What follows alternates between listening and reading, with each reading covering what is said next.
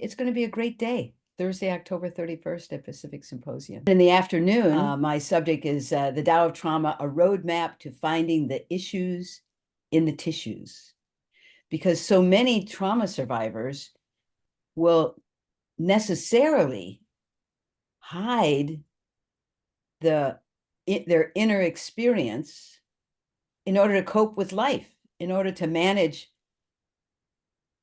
going to work and raising their families and being a part of a community. We acupuncturists can make two mistakes in working with trauma survivors.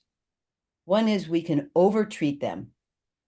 And basically, like if we put a needle into a really braced and tight body that's like full of tension, trying to cope, the needle will hurt and they will never come back. And it won't, and the tissues are too tight for the chi to move through them.